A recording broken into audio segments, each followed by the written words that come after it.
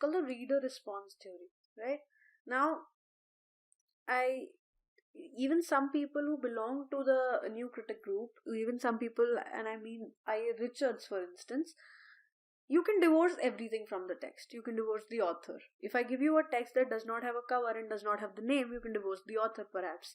If I give you a text without a cover or the author and the name of the author, you could also perhaps not focus on anything that's outside the text, because you will not know the time that the text was written in. But how will you divorce the reader from the text, right? Anything and everything that a text gives you or is felt in a text is through a reader only, right? So while I understand intentional fallacy, that don't focus on the intention of the author, it's very difficult to come around affective fallacy, right?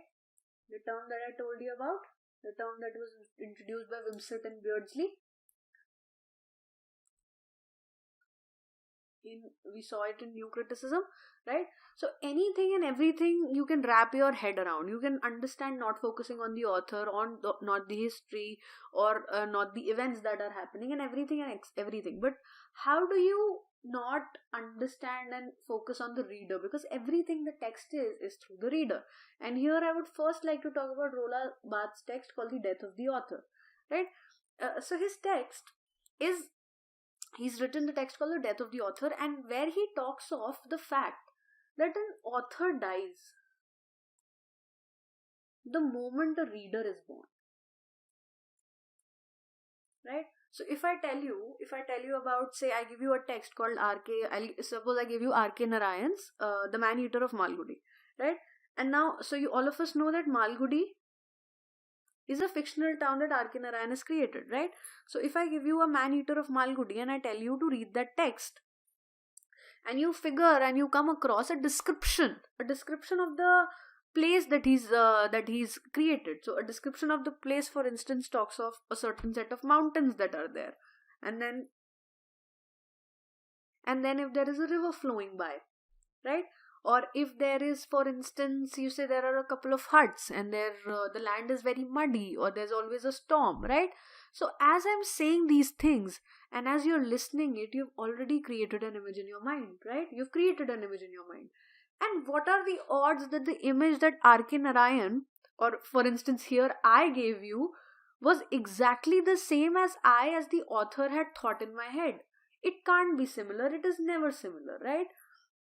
So what it does, while I have created a landscape, while I have talked of mountains and of rivers and of huts, you have created them also, right? You as a reader have also contributed in creation of that mountain and that river and those huts, because you've taken my imagination and you've gone further with it, right? You've gone further in any direction that you wanted to and any direction that you can take, right? So a reader is only born after the author dies, right? So here, before I begin talking to you about the people and the important concepts that they've given, and let's understand how do you implement reader response as a theory in criticism, right? How do you do a reader response theory criticism of a text? How do you, right? Now there are various ways. There can be one where you look at various interpretations,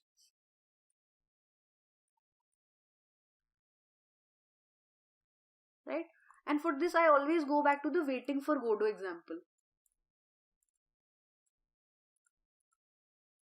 Waiting for Godot by Samuel Beckett. So the first time Samuel Beckett had staged Waiting for Godot, and this is for people who were regularly visiting theatre, so all the theatre going population, they did not understand it, they did not appreciate it. The play bombed, right? But the play really worked well when it was shown to a set of prisoners. Okay, so there are various groups in various circumstances in life, having various experiences, having various aspects of reading, having various inclinations and stereotypes associated with reading or watching a play for instance, which influences your interpretation, right? and your interpretation varies. So a reader response criticism could one be looking at various interpretations, right? So one, it could be looking at various interpretations. Now what else could it be? Every author creates a text for an ideal reader, or as Wolfgang Isser would call it, an implied reader. Right? So also given you the fact that Wolfgang Isser has given the term ideal reader and an implied reader. So what is an ideal reader? Every time anybody or any author writes a text, it is written with keeping a certain kind of audience in mind. And the author feels at any time, anytime the text comes out and anytime the reader reads a text, it's only the ideal reader who's going to read it as I want my reader to read it. So for instance, Eliot's Wasteland. Right? All of us know it has a lot of allusions, there's a lot of allegories that are loaded with allegories. So for instance, if there is a mention of Paradise Lost, and if there is a mention of Pilgrim's Progress, and there are various other mentions, as a literature student, as somebody who teaches literature, because I have the background, right? Now I could have read Paradise Lost, I could have read Pilgrim's Progress, but there are various other texts also. And I as a reader could never fill the mold that the author is trying to create for me as the ideal or the implied reader, because I will always either lag in whatever the expectations of the author is, or sometimes even go beyond the expectations of the author, right? If the author expects me to be a 10, I could be an 8 or I could be a 12, right? But I could never be the exact 10. So while every author writes with keeping the ideal reader in mind, there is in fact no ideal reader, right? So it's a term given by Wolfgang Isser. Now you can then look at what an ideal reader reading would be, right? Now some of you could say that how do you know what an ideal reader reading could be, right? So for instance, if you look at the text and you see there is Paradise Lost, you would make sense of it, right? Somebody perhaps who's read Paradise Lost would understand this better. Or if it's a love poem that you come across and it's a poem of heartbreak, you'd immediately say that somebody who's recently had a heartbreak would associate to the poem better, right? So that is going to be your interpretation of the text through an ideal reader, that you're critiquing the poem and you say, but had it been read by somebody who's recently had a heartbreak, the effect could have been different, because there could have been an association of anxiety and sorrow. Then there could also be for you to understand that if as a reader, when you pick up text, you have certain expectations, right? And this Robert Joss calls horizon of expectations. What are these horizon of expectations? These are the expectations that anybody who picks a text has.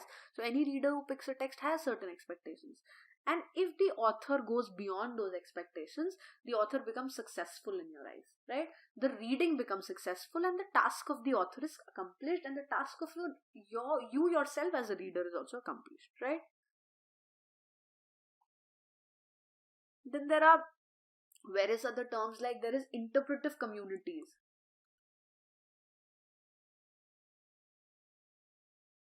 Interpretive communities. I'll try and clear this out a little bit.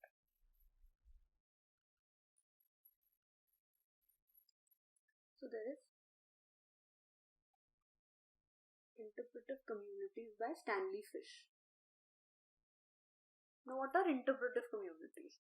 I'll again go back to the Hamlet example. So Hamlet is, the pertinent question in Hamlet again is, why was the action delayed? So there are interpretations which focus on the Oedipus angle. Which focus on the Oedipus angle and says that perhaps because there was a thing between Hamlet and Gertrude, and so the action was delayed because it was a persistent confusion in the mind of Hamlet. Now, what does this reading do? Now, this reading of delayed action comes from a shared reading community that has, say, a background in literature, or has, say, read a lot of Shakespeare, has a background in psychoanalytic reading, has an understanding of psychoanalytic theory, right? So this interpretive community, which is a community of, say, literature graduates, have a shared reading value. They have a shared reading value, they have strategies, they have assumptions. And what does that do? It polices out outlandish readings, right? So it polices out all the outlandish readings that could exist of Hamlet. So if there is an interpretation which says the action was delayed because Hamlet is lazy, the interpretive community will try and police that interpretation and would tell you that no, this is perhaps not the reason, right? Right, so these are some of the important terms that are associated with reader response theory, and these are the important people, right? So now moving on to the next one, which is new historicism, right? So now new historicism is 1980, so you'll see that it's after all these ones that I've mentioned already, and it's also after your structuralism and deconstructionist theory, which we are going to discuss in later classes, right? So new historicism is almost like a response to all these theories that focus on language a lot. So for instance, new criticism, formalism, structuralism, where the focus is on words and focus is on the form, and the focus is on the kind of words that are used. And so in that case, what we do is what did the new historics do? The new historics said that no, the text cannot be seen devoid of history. A text can never be seen devoid of history. So even if you're reading a text where you don't know the author, you don't know the era, but still, so if you're reading, say, The Rape of the Lock by Alexander Pope, and you know nothing about the author, you know nothing about the time that the text is written in, just the mention about the carpets or the china ware would indicate something about colonization, right? And just the times that the text is written in, there are a lot of instances that the text picks up only because it's set in a certain amount of time. And so history itself is not outside the text. History is very much inside of it only, right? History is very much inside the text only, and that is what the new historics are talking of. And this is how they're different from old historics also. History, they say, is inside the text. So like what the new critics say, or what the formalists say about looking at the text from the inside, the history is inside, and you must look at the history also, because without history, your understanding of the text is incomplete. Then how are these people different from the old historics? Now what did the old historics do? They focused only on the dominant history, right? What did the new historics do? They focus on alternate history, right? The term itself for the first time was introduced by the work of Stephen Greenblatt in a journal called Representation. Stephen Greenblatt has also written a very famous text called The Renaissance Self-Fashioning, right? Where he says that according to the dominant ideology, the people have a tendency to self-fashion themselves, right? People have a tendency to change themselves. People have a tendency to reform themselves according to the dominant ideology that exists. And why is that? Why are people improvised? Improvisation is also another term that he uses. Who? Greenblatt. Right? So improvisation is another term that he uses. He says people are improvised to fit into the dominant ideology. And then what is your job as a new critic? To look at the alternate, right? So for instance, the idea that the Romantic era will only have people who are going to talk about emotions, right? Or the Augustan period will only have people who believe in reason, right? Don't you think these are very extreme ideas, to think that an entire population of people within 10 years would shift from reason to emotions, whatever be the context? I understand the shift in some, but to assume that all authors of the age within a span of 10 years will stop writing about reason and completely start writing about emotions, or all people in the Renaissance have a desire as men to go beyond the realms that are known. Is that a possibility, right? So I'll give you a relevant example. Even people today who are not that fond of social media, right? Because of the pressures that the world is exerting on you, that your country is exerting on you, that your friends are exerting on you, that your family is exerting on you, you would want to get on the bandwagon of social media, right? You would want to. You would be a very recluse person.